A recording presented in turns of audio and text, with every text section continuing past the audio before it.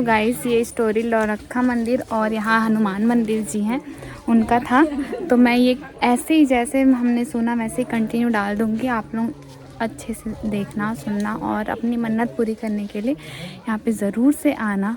जैसे मैंने सुना मेरे को तो बहुत अच्छा लगा, बहुत ज़्यादा अच्छा लगा। तो इसलिए मैं इसको ऐसे के ऐसे ही डालूँगी, ये वाला वीडियो अलग डालूँगी छोटा सा। कथा में सुने होंगे कि रावण कैलाश पर्वत पे तपस्या करके शिव जी को लंका ले जा रहे थे, जो देवताओं के द्वारा छलना करके उसको बाबा बैद्यनाथ धाम में स्थापित किया गया है। तो रावण जब प्रथम बार शिवलिंग लंका नहीं ले जा पाए, उसी समय उसने प्रतिज्ञा किया था कि अगर मेरी भुजाओं में ताकत होगी तो मैं आपको तपस्या के बल पे पुनः प्रसन्न करूंगा और लंका लेके जाऊंगा। अभी आप इस तपोवन में नीचे चल के रावण का गुफा देखिएगा, जो हमेशा के लिए अंधेरा रहता है।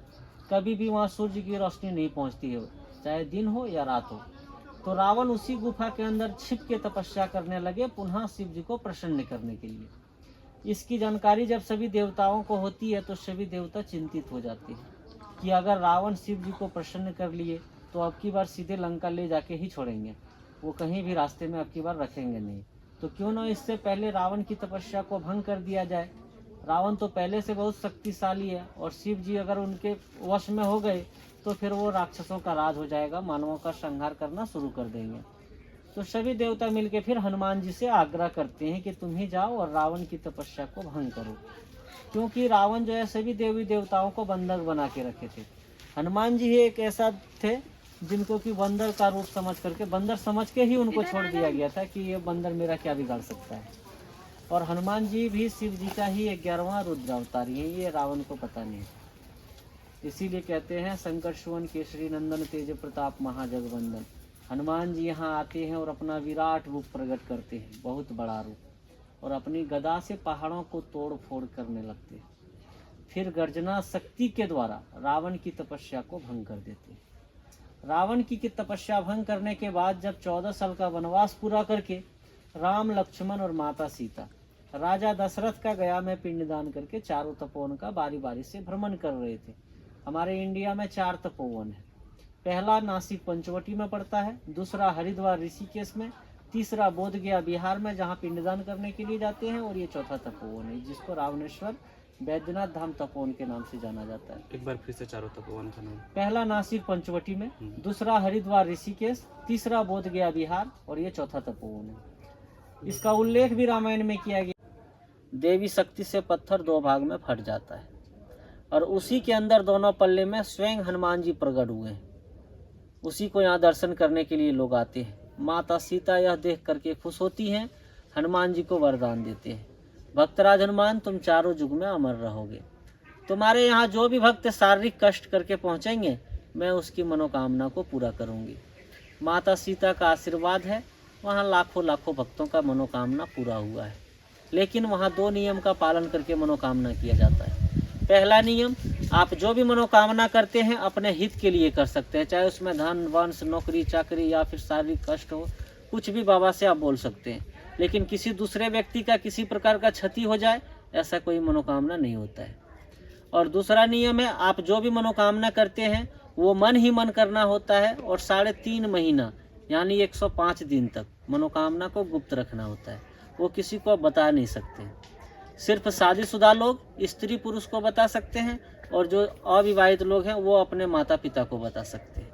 105 दिन के बाद आप जिसको चाहे बता दें, कोई दिक्कत नहीं है। लेकिन 105 दिन के बाद यही 2 आदमी को बता सकते हैं, शादीशुदा लोग स्त्री पुरुष को, और जो अविवाहित लोग हैं वो अपने माता पिता को। वहाँ बहुत सारे लोगों का मनोकामना पूरा हुआ है। आप वहाँ जाके देखेंगे, कोई गदा लगवाए हैं, कोई घंटी लगवाए हैं, कोई सोना चांदी के मुकुट दिए हैं। लेकिन मैं उतना उदाहरण नहीं बता सकता हूँ। आप लोग अभी जो नौलखा मंदिर के बारे में बोल रहे थे, मैं उसी के बारे में उदाहरण बता देता हूँ।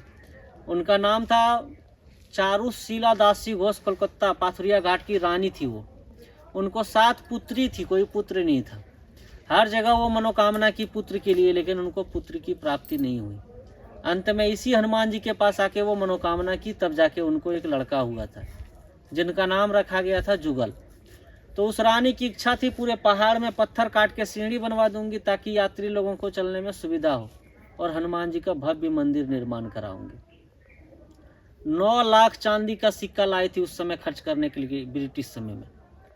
नीचे से जो सीढ़ी अभी लास्ट ऊंचाई तक चढ़े उधर भी पहले पत्थर काट काट के सीढ़ी बनाया गया था, बाद में गवर्नमेंट द्वारा उसको सीमेंटेड किया गया है। लेकिन उसके बाद जैसे ही इधर सीढ़ी बनवाना शुरू की, हनुमान जी उसको स्वप्न देते हैं कि रानी तुम मेरे बचे हुए मार्ग से छेड़छाड़ मत करो। जिस प्रकार प्रभु श्री राम माता सीता कष्ट करके चल करके इधर आई हैं, उसी प्रकार से जो भी भक्त लोग यहाँ पहुँचेंगे मैं उसकी मनोकामना को पूरा करूँगी। रानी विवश हो जाती हैं, सीढ़ी बनवाना बंद कर देती हैं। आज भी कोई लाखों करोड़ों खर्च करके बनवाना चाहेगा या सरकार भी चाहेगा तो इधर सीढ़ी नहीं बनवा पाएगा। तो पैसा जो रानी खर्च करने के लिए उस समय लाई थी वो यहाँ खर्च नहीं कर पाती है। वही पैसा यहाँ से 6 किलोमीटर दूर जाके नौलखा मंदिर का निर्माण कराई है। उसका असली नाम जुगल मंदिर है, जो उनके लड़के का नाम था। लेकिन 9 लाख चांदी का सिक्का खर्च करके जो बनाया गया, इसीलिए उन नौलखा मंदिर के नाम से वो प्रसिद्ध हो गया है। आप लोग जाइएगा तो देखिएगा, एक महिला एक बच्चे को गोद में लेके बैठी हुई है। ऐसी रानी की वहाँ मूर्ति भी बनी हुई है। वही रानी जब तक जीवित रही, यहाँ हनुमान जी के कहने पे साल में 3 बार यज्ञ करवाने लगी। चैत्र रामनवमी में, दुर्गा पूजा और मकर संक्रांति। अभी 14, 15, 16 जनवरी को यहाँ विराट मेला लगेगा। हाँ, हर साल यहाँ 3 बार यज्ञ होता है। हर साल, हर शनि मंगल को झंडा पताका लगता है, घी सिंदूर का लेप होता है। वो 10 यात्रियों के वहाँ दान से होता है। पहले वही रानी कराया करती थी।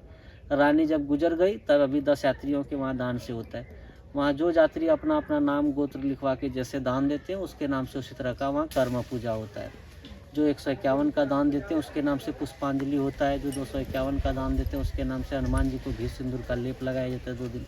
जो 501 का दान देते हैं उसके नाम से वहाँ झंडा लगता है। 1101 में यज्ञ का प्रसाद यहाँ से घर तक भेजा जाता है, उसके नाम से फूल पूजा होता है वहाँ, और प्रसाद यज्ञ का भेजा जाता है। जिसको वहाँ जैसे सामर्थ्य होते हैं अपने अपने नाम से देते हैं। सिंदूर प्रसाद धागा कोई लिए हैं क्या? हाँ हाँ। जो नहीं लिए हैं, 10 रुपये का वहाँ धागा मिलता है। सिर्फ धागा लीजिएगा, कार्ड लेना कोई ज़रूरी नहीं है। 10 टका का 10 रुपये का धागा ले लीजिएगा। उसको वहाँ हनुमान, सुन लीजिए 1 मिनट, उसका वो चलेगा, कोई दिक्कत नहीं है।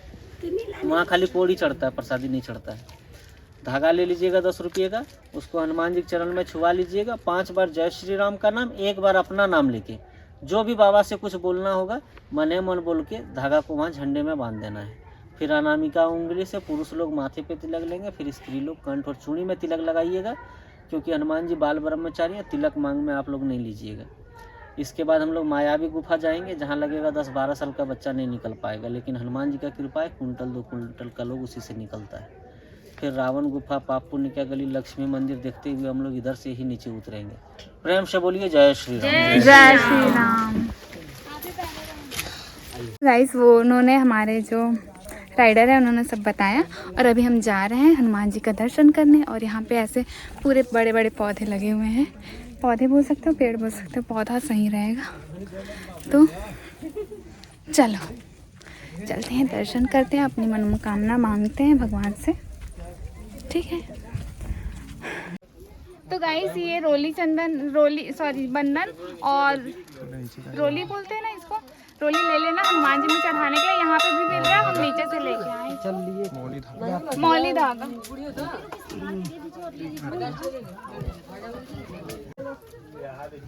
तो भी हम हनुमान जी को इसको बांधेंगे अपनी मन्नत के साथ में।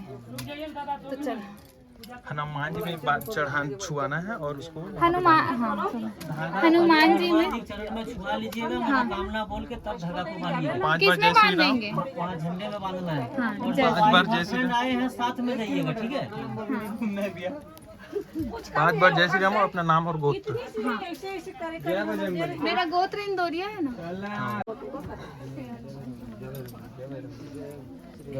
अभी बांधना नहीं है। बोलो बजरंग बली की जय, बोलो सियापति रामचंद्र की जय, बोलो सीता माता।